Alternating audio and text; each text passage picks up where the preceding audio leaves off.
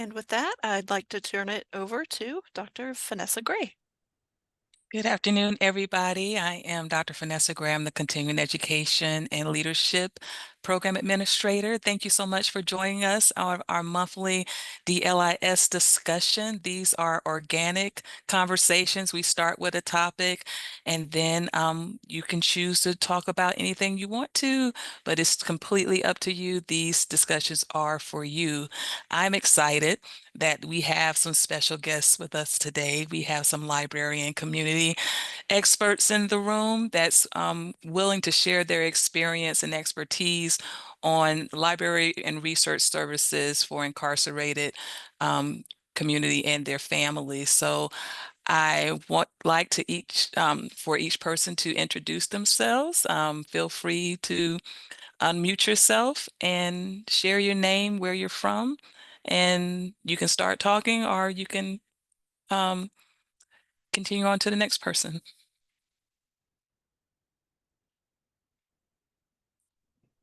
I'm Jennifer Chalet. I work at the Florida Department of Corrections at Florida State Prison.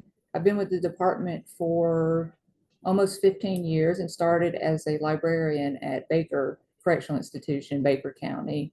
Currently, I oversee all of education, wellness, and the library services here at Florida State Prison for 2 units. It kind of wave.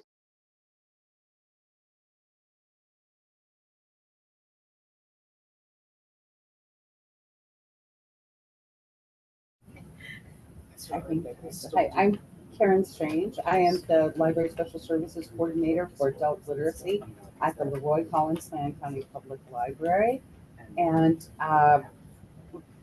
been in this position for quite a while, about 18 years, and have worked with having tutors, volunteer tutors in various settings, in particular the Women's Correctional Facility, the Federal Correctional Facility here in our area, and recently have been working with the Leon County Jail to try and have a program going there, particularly for the library to provide materials, ebooks, audiobooks to the incarcerated folks there.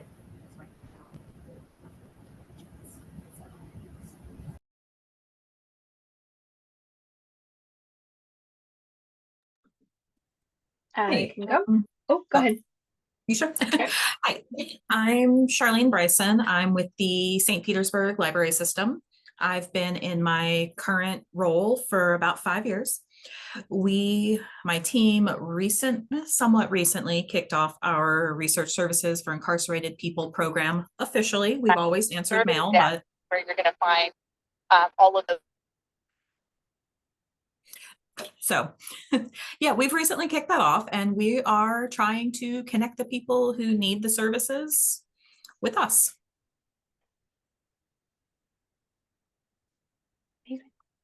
My name is Francie Devine. I am a librarian senior here in Broward County, so I'm just pretty far south in the state.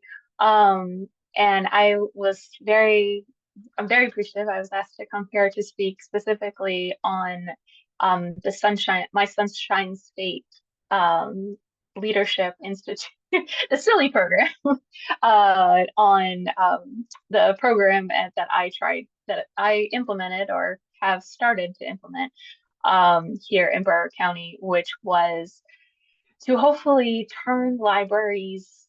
We have about 37 active branches, 36 or 7 active branches.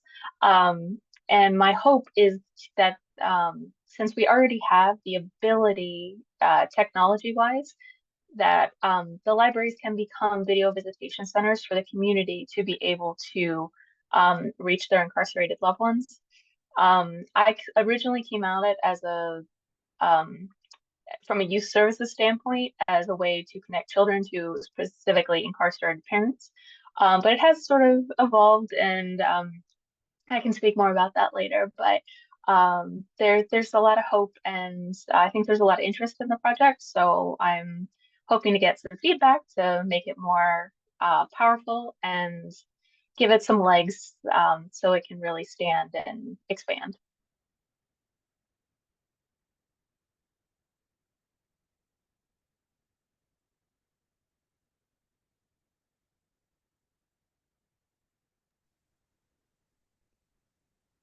Thank you so much. Welcome, everybody. And we do have someone from our division who also serves the incarcerated families. Laura, do you want to introduce yourself?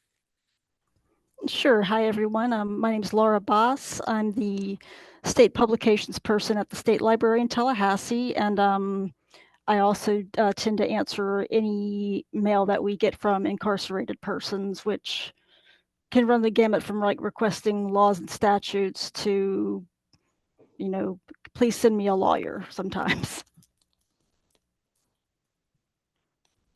Awesome. Thank you so much. So anyone feel free to start the conversation.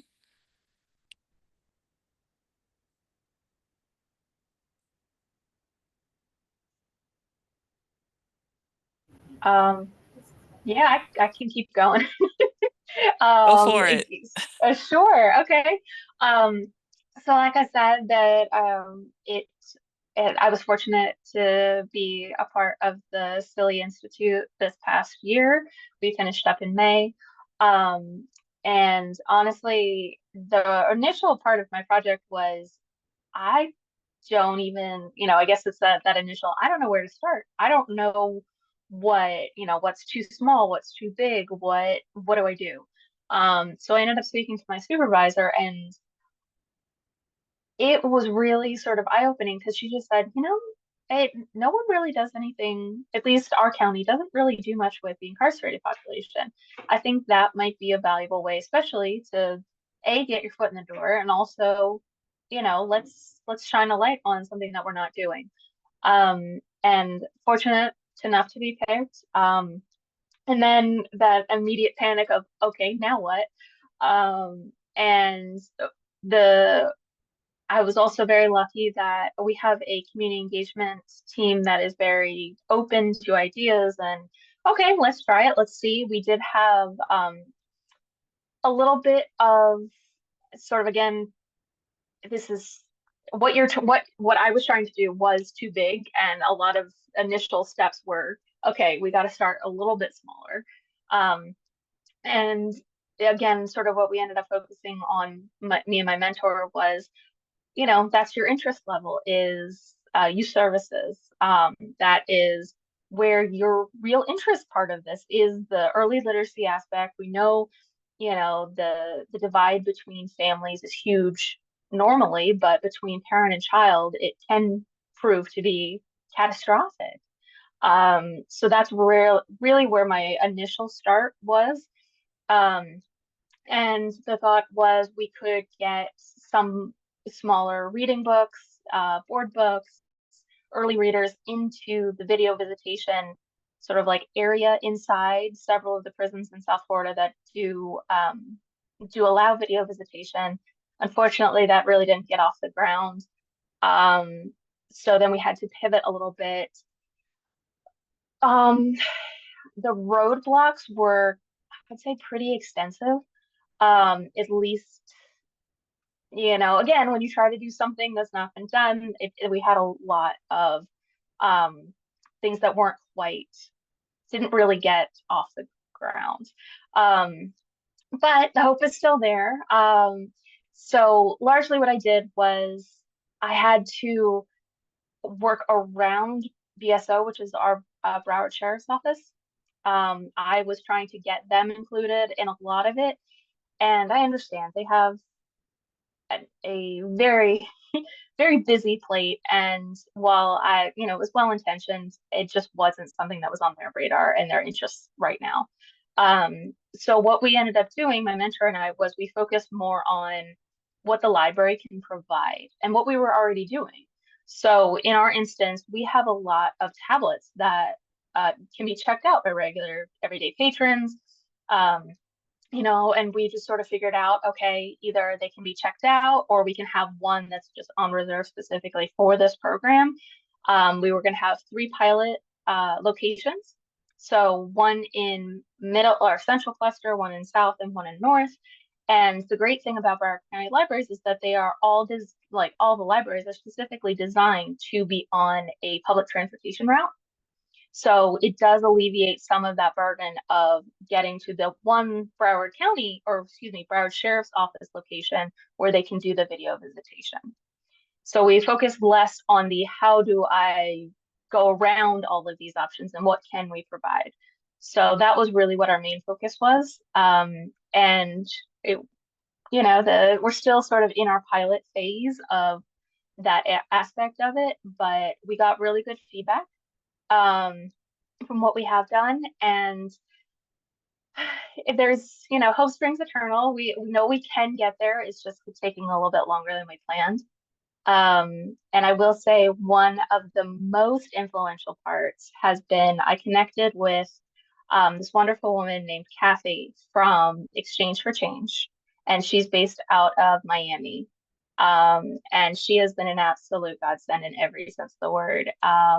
And she actually invited my mentor and I to go to one of her classes that she facilitates in both the Hillsborough federal or prison and then also Everglades. So we went to the Everglades facility, and when I tell you that was a life-changing experience, it absolutely was. The gentleman that we sort of had a small meet and greet with, and you know, their immediate reactions were, "Why are you here?" You know, and why? And it was almost like, and I'm sure, you know, with your jobs, you have experienced the same thing, where it's, they flat out told me is that I come in here, I'm here and I'm forgotten. Nobody remembers me. Nobody, you know, why are you here? I got that several times. And just the sheer fact that I was there trying to bring awareness, trying to, because I had, you know, I've lived a very fortunate life. I don't have a connection. I don't have that, I guess, you know, that part of your life. But the fact that I was stepping out of my comfort zone and wanted to know more, wanted to know how can I make your day a little bit easier? And it does, it changes you. I actually, I told this to Dr. Vanessa last time, is that one of the things that I keep in my office is, I went to their graduation from the education classes that Miss Kathy teaches. And one of the things that they have is that they write out something and for all of the visitors and guests. And I keep it with me because it really does sort of remind you why you do what you do. And I would just really like to see this become almost like a second nature thing, just something that we offer, because the stigma is still very real. And, you know, having had that experience, you know, you just do what you can to break that apart.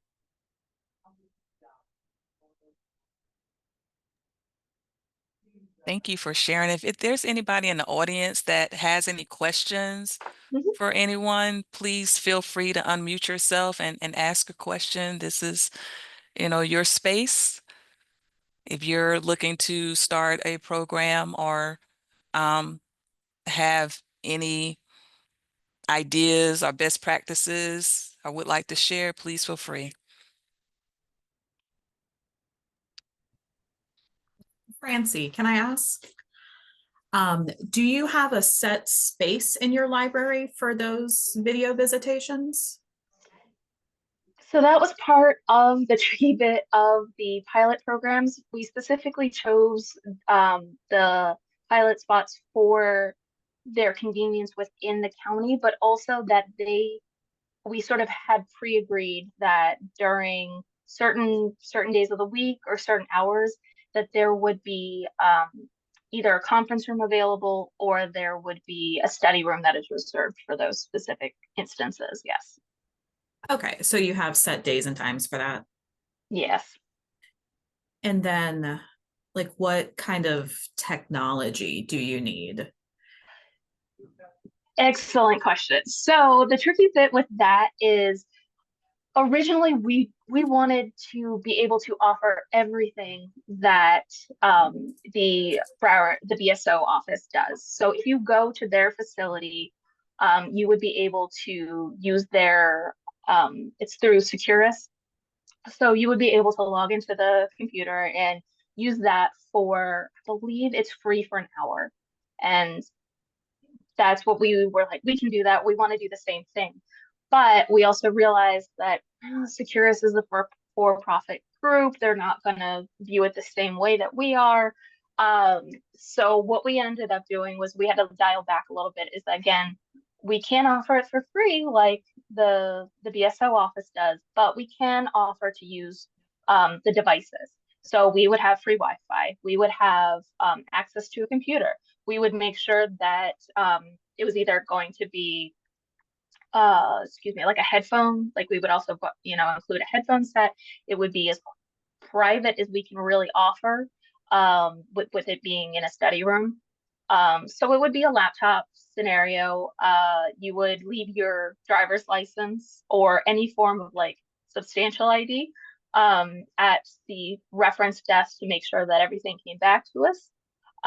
We wouldn't necessarily be involved in the scheduling aspect of it, is that you would have an appointment already, and then you would use our facility and you would use our machinery.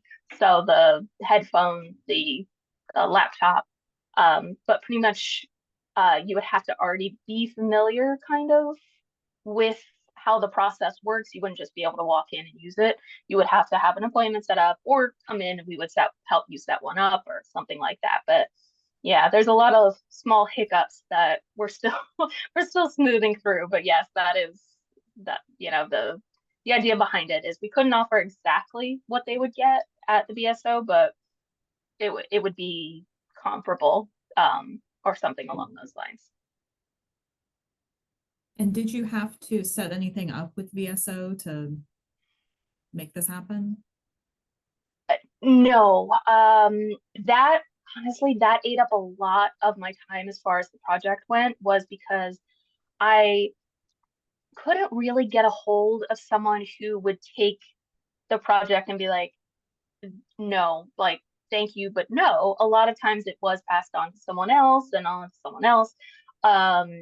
And it ate up a lot of time. So it did come to a point where I just had to figure out a way to work around it. And eventually, if I was able to, I was like, it was a sort of a hard realization. I was like, I actually don't think I need them. I think it would be much more, I think it would have been an easier road, had I had a little bit more cooperation. But Securus is actually, I think it's like a contracted company. So they do have the option to create those accounts on your own. I was able to make a Securus account. I was, you would be able to add your own money. You would be able to do all those things sort of as a regular user. So this did sort of come as a, like, oh wait, I don't, I need to do this on my own. I'm not going to get the help that I want. But I do think I would have had to, maybe I wouldn't have had so many questions that I had to find out on my own, if I did have that help. Okay, thank you. Yeah. Mm-hmm. Can I jump in for a second? I'm Francie. We have something similar here in Leon County, working with the Leon County Sheriff's Office and Securus. Yes. But yeah, and we did it a little bit differently. We call it Family Time and Tales, and so the incarcerated children would come in, and the idea we were trying to at first model it on something that was taking place in New York, but they wanted to flip it a little bit and have the children read to the incarcerated person. And Securus actually installed a video visitation device in one of our study rooms. And Okay. yeah, and we started it during COVID, so yeah, that right at the beginning, there was a little bit of a rough start, and just again, I would say our sheriff's department has been very supportive of it, and in particular, they have a person, an officer who is in charge of inmate well-being, and he has a small budget that he can use on different things, and he's part of the budget for this. And yeah, so I don't know if you can find out if there's a person like that somewhere. Maybe that might be helpful. Yeah, But, that would be a great idea. Yeah. Yeah, yeah, but the it's still, you're still having to work with secures, and this way the family member did not have to pay. They do not have to pay for the visitation, but there is the thing that they have to be there with the child, and we kind of swinged it by having, if the kid comes in, they get a book that they get to take home, and yeah, and so it's been semi-successful. It's still not getting a lot. Yeah, there's still a lot of hiccups even now with this, and with a lot of it is just with the technology and Securus wanting everything to be just so, and I think it's a lot of it is just Securus. Yeah. No, that's great to know that, because I actually, I think I met your director when I was actually up there for the Silly graduation, and we haven't connected again since. I just probably need to speak to her again. But yeah, that was so, it's almost like, oh, okay, I don't have to keep breaking new ground. You guys have been there. I would love to connect with you and, maybe see if I can get a little further this time around.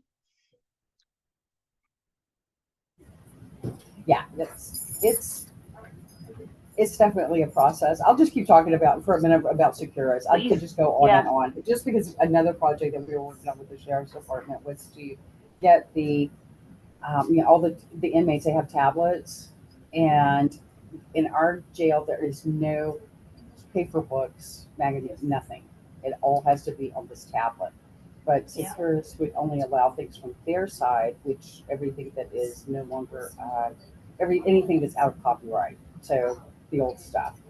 And we wanted to try and bring in some of the newer material, and we were trying to work with Libby Overdrive to come up with a curated collection just for them to be able to use in the jail. Yeah. And we worked on that for over a year, going back and forth with Securus, and then we checked with a couple of other libraries around the U.S. that were doing something similar to see, get some ideas from them. Sure. And in the end, though, Securus said that they were not able to do it for security. Yeah. So, yeah.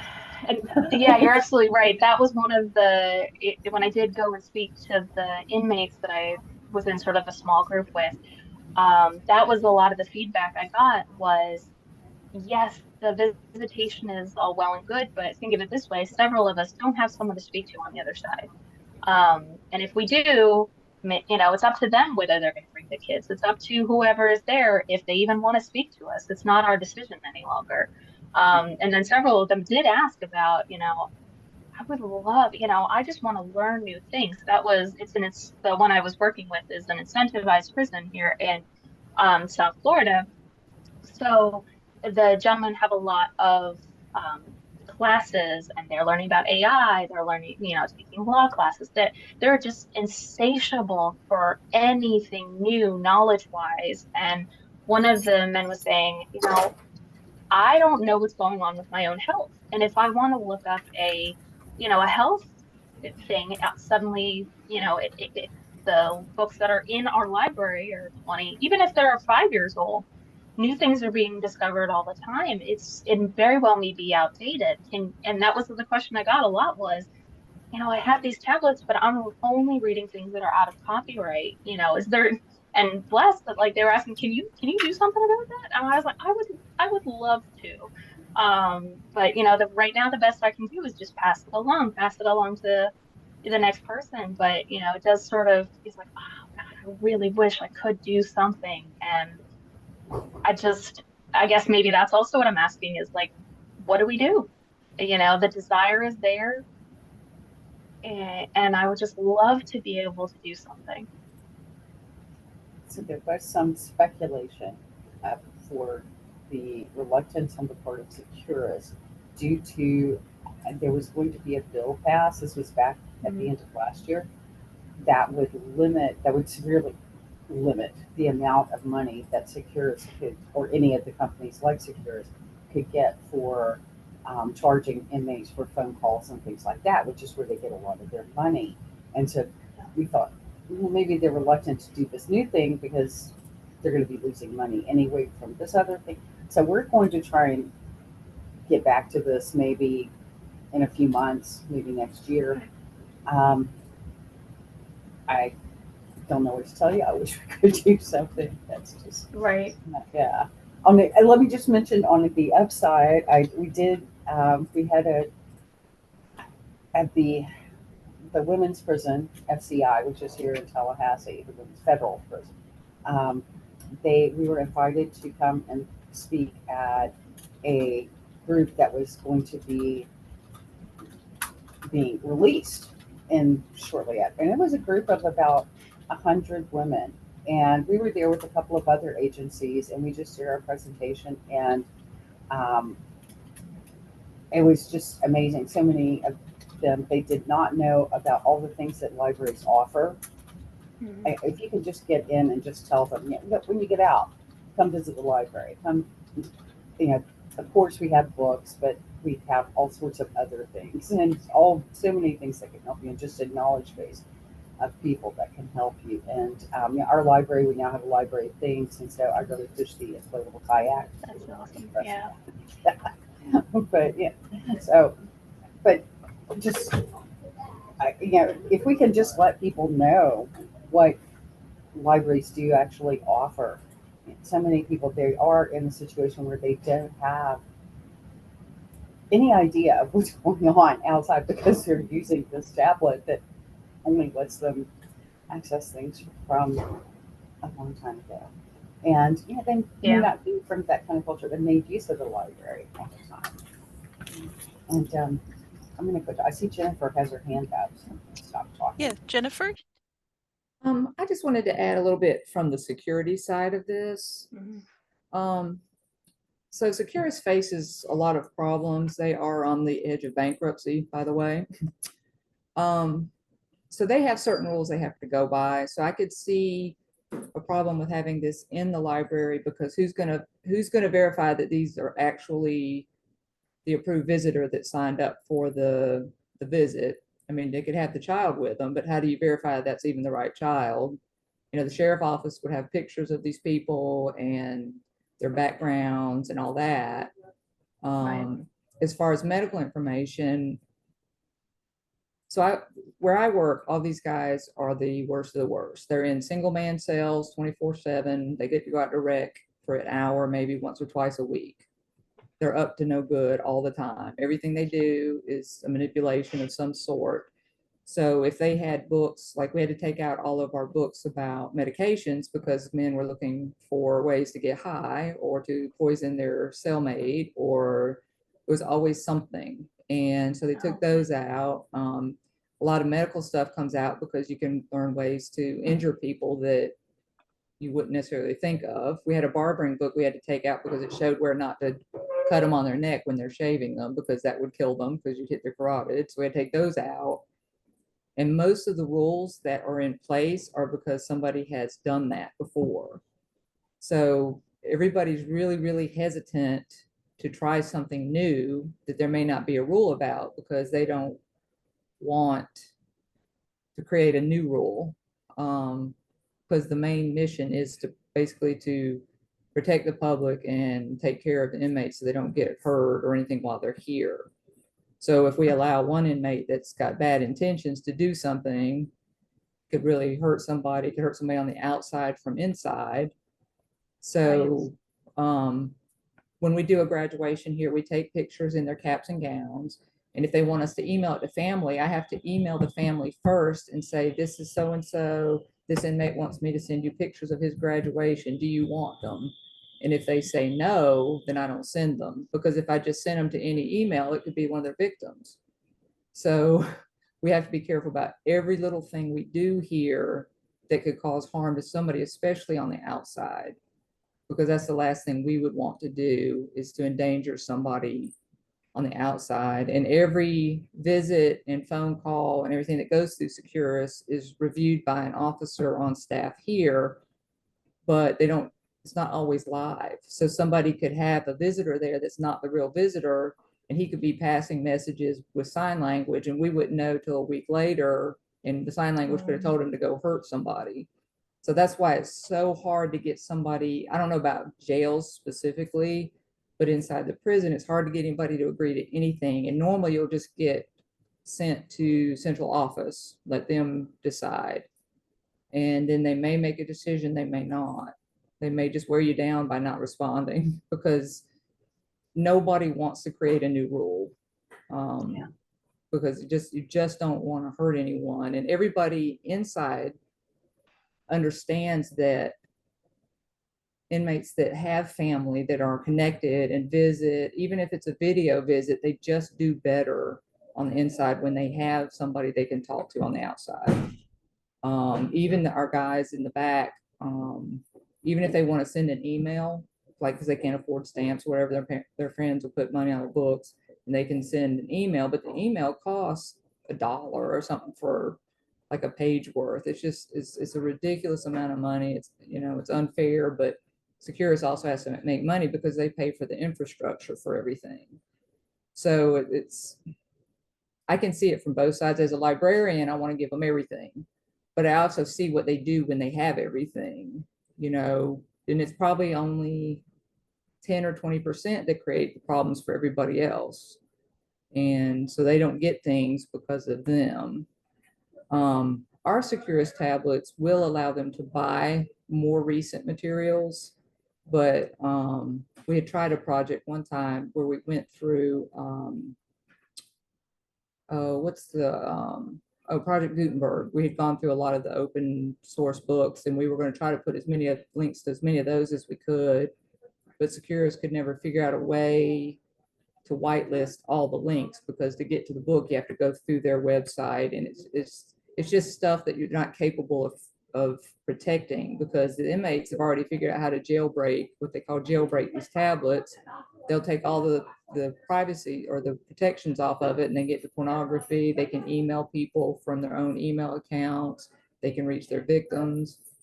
So there's just, they have all day to think of things to do, and then the ones that we could really do stuff for can't get it.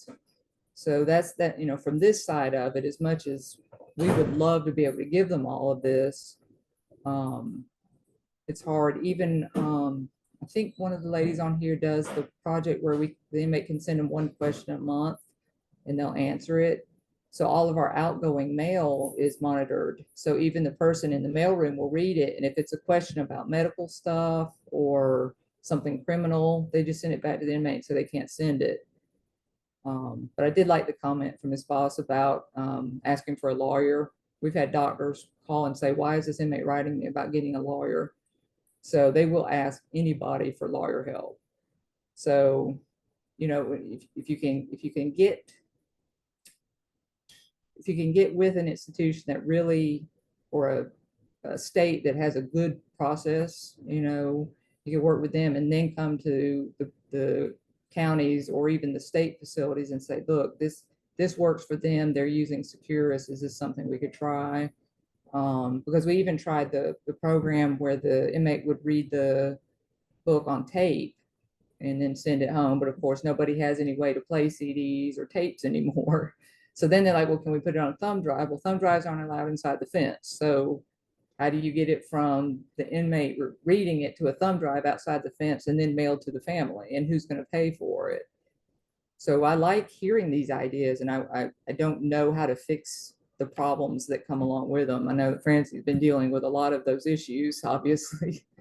And I don't know how the jails themselves work. But the Everglades, the incentivized prison, there's one in Madison. They have so many programs, and it's interesting to me because you're saying the Everglades, they're just, they just beg for these programs. But at Madison, they would rather stay in the dorm and play their Xbox. They can't even get them to go to these programs. So it's I think it feeds on itself. So if, a lot of people at one place like it, then everybody likes it. And then if there's 2 or 3 that kind of say, oh, I don't want to do that, then everybody else is like, well, I don't want to do that. Then there's, it's limited on who can be there. But those might be your best options to start with, as opposed to somewhere like where I am. I mean, obviously it would be really hard to do visits like that in a facility where anywhere they move, they have to be escorted, and it just becomes a real tangled mess with security too. So, but I think Everglades would be a good facility to start with. That's Thank my you. 2 cents. Thank you so much. Sam, you have your hand raised. Hey, I was just curious if folks have thoughts on or experience on how you've like marketed these programs successfully, especially like the ones that are like from external institutions facing like inside of carceral facilities.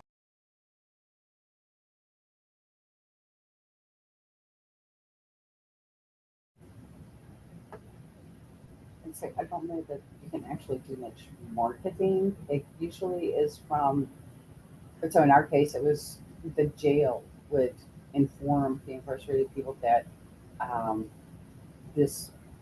our program existed. That's how that went. I mean, it's obviously, you're not trying to reach the broader community just because they wouldn't really have use for that. We did let people know that it existed, and there was, but we're part of Leon County, so our county marketing team, of course, would do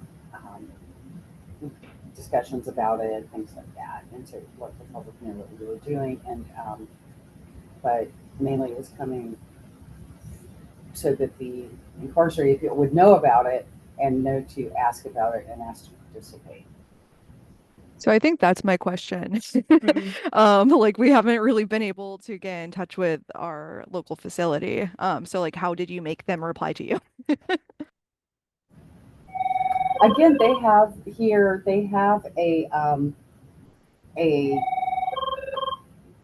person who sort of handles the well-being of anyone who is incarcerated at the jail, and that person has been great about trying to get information out. And I don't know, maybe we have a unique jail situation here, sheriff's office, because they've been really good to work with. They've been great. They want to do things, and there are limitations and what they can do, but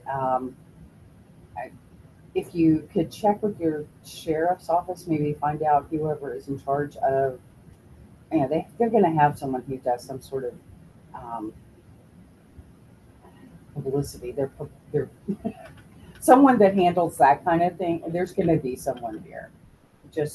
And if you can track that person down, that might be the best place to start and go from there. Something that just straight from a publicity standpoint was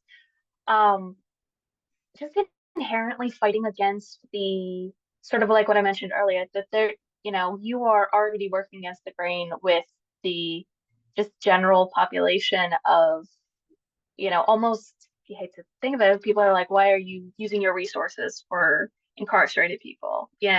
So we sort of tiptoed and we're sort of like, how can we, because you don't really want to have a program that highlights, oh, this is for incarcerated people, because there's also the stigma of, I'm not going to go to a program that singles me out, but also is that people might have really strong feelings about that and do something, or who's to say. So something that my mentor and I came up with was, again, we went sort of with the family angle, and we actually did I did an outreach story time. And the advertisement there was less necessarily on the incarcerated aspect of it, but what we ended up calling it was long distance love. So it's like a child that cannot be with their grandparent, their adult, their someone of their, in their life like that. And the idea of, I would put in, the advertisement that it is designed for incarcerated families, and how to work, essentially work through some of those emotions and things like that. I had families. I did have families who attended the story time. And it was sort of an all-inclusive sort of situation. And part of that was essentially to let people know that we were starting to dip our toe into this neglected group. There was a survey that was done on the end part of it. I was able to meet quite a lot of families that was their situation and they're trying to deal with. And what do I do? What are you offering? And some families had no interest in it whatsoever. They're like, this was the story time and I wanted to come to it. And that was a lot of that was covered in the survey, and it gave me sort of a taste on, okay, maybe I need to change my approach. Maybe I need to do this, just that, it just gave you the information that you wouldn't otherwise get, because this is still a really taboo topic for a lot of people. And that was probably the other hurdle that I had not anticipated, as like, oh, just because I'm comfortable talking about this does not mean, your patrons are. So that was, the marketing is it's not something I guess we think about because we serve everyone, but people have, I guess they had to say, like latent, if nothing else, some are very vocal about it, and others, they just don't think about it. And when they do, it's like, oh, I'd rather not touch that. So it is something that you really do have to consider if you're going to go down this road. In the chat, Susan Middleton mentioned the literacy aspect and just that increasing someone's education. I think we all know that. Everybody here works in libraries. Yeah. And my gig is literacy and adult literacy. And we know that if most of the people who are incarcerated have low literacy skills, if you can increase those, if you can help someone to get a GED, something like that while they're there, or just help them improve their reading skills, just that makes a huge difference. And that makes it less likely that that person is going to be a offender when they are released. And so you can always push that if you're trying to sell something to your library or your community, and that this is something that will benefit everyone.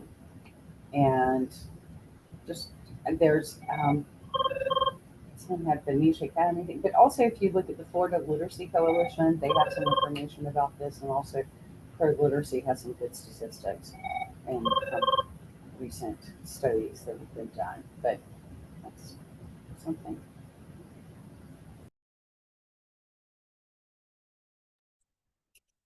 Francie, when you did the story time for the family members affected, did you do that as like a special story time that wasn't at like a regularly scheduled time? It was kind of a standalone event? Yes. So that one, I actually intentionally chose a different library than I normally am located. Okay. And I had really good input from that library, and they're just like, absolutely, why not? And the design, almost, it was I guess a little subliminal, because like the design just sort of showed that this was a special one-off and it wasn't really related to anything. But yeah, there were subtle, if I guess I would say there's subtle clues, but also pretty obvious, that was the design, like that was the reason why we were going that way, was to make it so people are, oh, okay, this is something different. And yeah, I would say it was pretty successful. I think we had about 15 families. Like I said, like it was a mixed bag. Some, were there for a specific reason, others weren't, and it was more of a relaxed, come and talk to me, if you feel like it, you have something to say. Otherwise, just come and enjoy the story. Okay. Mm-hmm.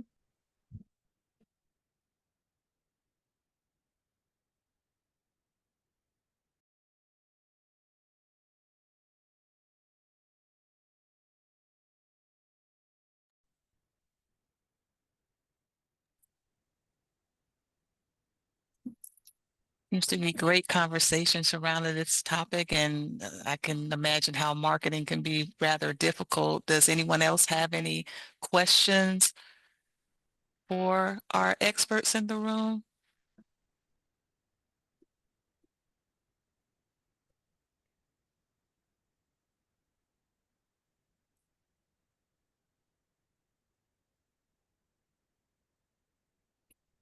Does anyone offer programs that are marketed as re-entry?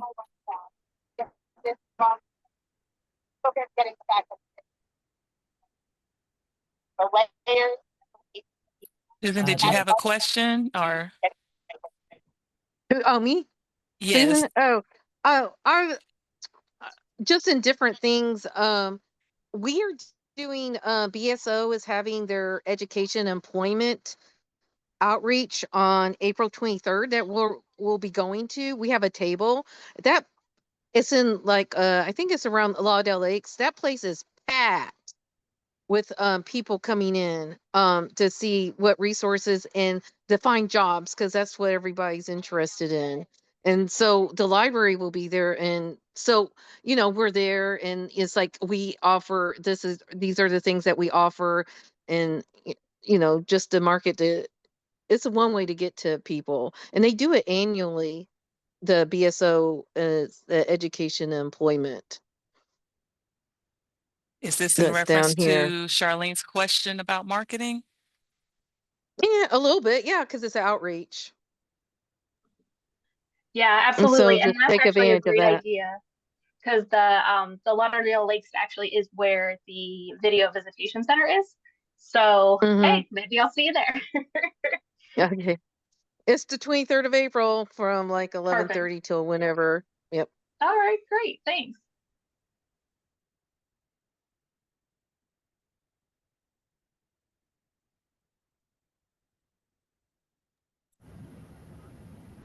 We do partner with a reentry organization. They're a nonprofit. It's the Big Bend Reentry Organization, and they have monthly meetings. They're very organized, and they offer all sorts of things to help people who have recently been released or have been released for a while to find jobs, find housing, that sort of thing. And then they have a connection of resources for people, but it's all these different agencies that they are involved with. And I don't get to go to all of their meetings. I try and go to at least a couple a year. And in our library, up until recently, we've had a social worker. She just moved to a new job, which I'm very sad. But we're getting a new one, but we just don't have the new one yet. So I'm sure that person will also be heavily involved with this as well.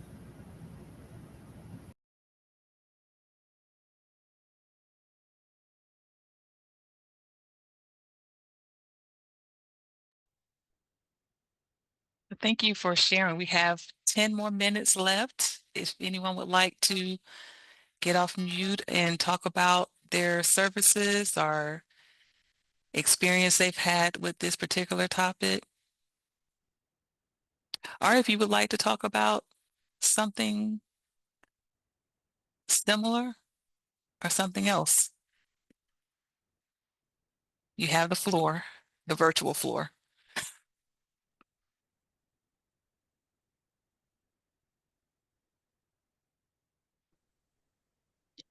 Hello, everyone. My name is David. I'm a librarian with the Miami-Dade Public Library System. I run our incarcerated outreach. It's called Behind the Walls. I think Katie's still here. So I know her. We presented together over from Broward at FLA before. Good to see you. I work with, we go into prisons. Mostly we deal with FCI Miami. I'm on the board of the FCI Miami Community Relations Board and the FDC Miami Community Relations Board. We actually got a meeting Wednesday, FDC Miami downtown. You want to see, we since COVID, we transitioned, we pivoted to going more virtual visits and going for reference letter, answering. At this point, we received letters from 26 different facilities around the country, ranging from California all the way out west there to Massachusetts and Ohio. We're getting out there, and at different levels. The hardest I've seen is to work with our corrections department, our local corrections department. but we've got into the state prisons, the federal prisons. I don't know how, but we ended up even in a military brig over in Fort Leavenworth. We get letters from. So it's, if you keep doing the work and you keep, whenever we answer a letter, we always send an extra flyer, back with that letter. And, hopefully they share that letter unless it gets, scanned and digitized. But hopefully, that's what I've seen is the best way to get your program out there is to just, flood it as much as you can. All right, thank you.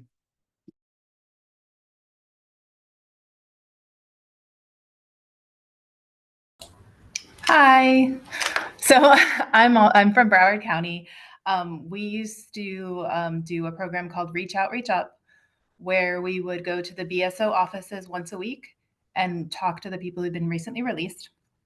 And we'd offer them library services, sign them up for cards. And then that was expanded to also include a library component where we would invite them into the library and kind of pair them up with a local library and a librarian as well to kind of help them with the job search efforts. So that was mostly pre-COVID I was involved. So I'm looking forward to getting something restarted now that we can do that again. So that's just my little piece. Hi, Let's David. talk, Katie. Hi, Fancy. I gotta talk to you. Okay, good. Yes.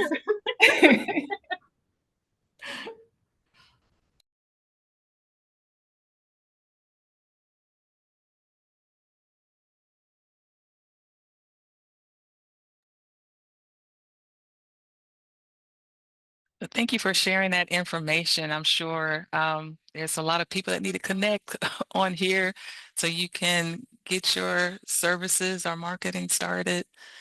Does anyone else have any services they'd like to promote while we're on here?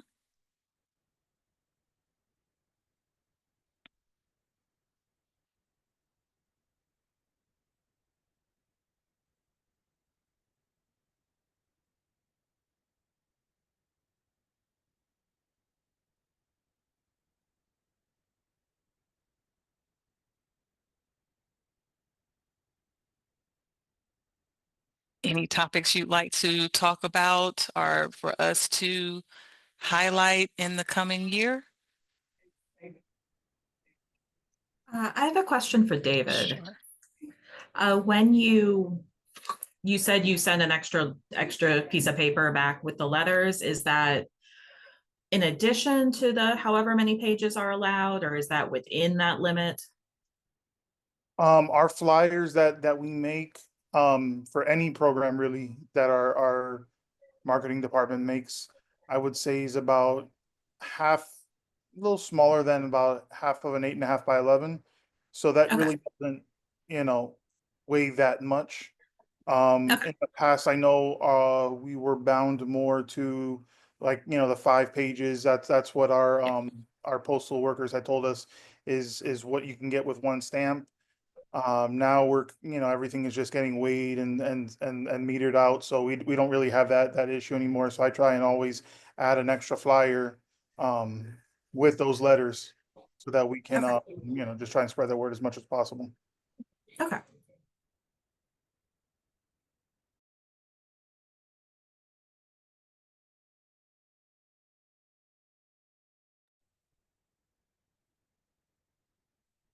Since we're on the topic of letters, Laura, do you want to share the services that we have at the division?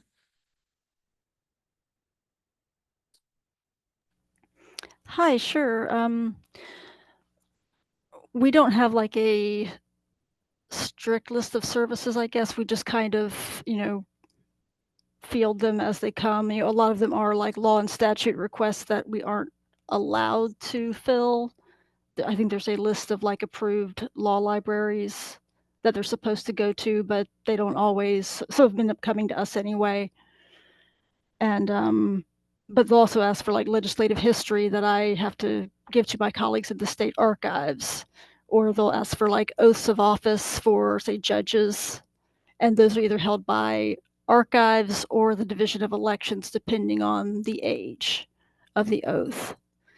And then around half the time I'll get people actually asking for something I can help them with, like addresses for organizations that they'd like to contact and they can't find it anywhere else. And I mean, some of them have said, like, the librarian in my institution said they can't look this up for me and I should ask someone else. Like, okay, Thank you, Laura. you're welcome.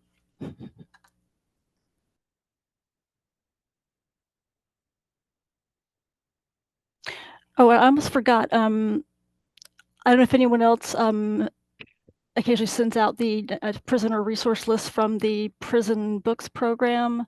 It's out of Massachusetts, but they have donations. They take in, they basically make a list of every nonprofit that takes in books and donations for incarcerated persons, and they'll send them anywhere in the US and whatever can be allowed within the facility.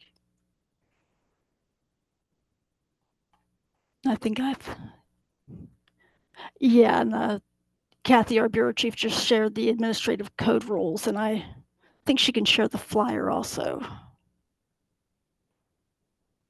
or the prisoner resource list.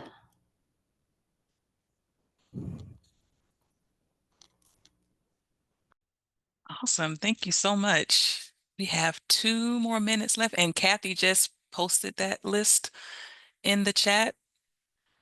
And we will also send a copy of the chat log and those who registered to this discussion. So anything that we talked about that was listed in the chat, you will have a copy of that. But I just want to thank everyone for joining us today. We have 2 more minutes left. If anyone has any questions or comments they'd like to make, please feel free. I've thoroughly enjoyed the conversation, learned a whole lot. And it's such inspiring work that you all do. I really appreciate you for joining us and sharing your expertise and experiences.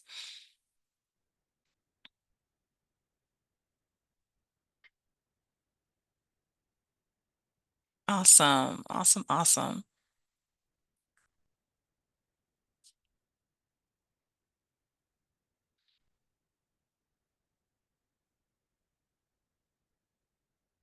Well, that concludes our DLIS discussion. Thank you for joining us. We will be here again the 3rd Monday of each month with another topic. Next, we're talking about dementia-friendly library opportunities. So stay tuned. For April 21st, we will send out more information in our Building Success newsletter. Please connect with us on our social media platforms, on our website. And with that being said, we will post our BLD survey in the chat. Let us know if you have any ideas for future topics that we can provide for you.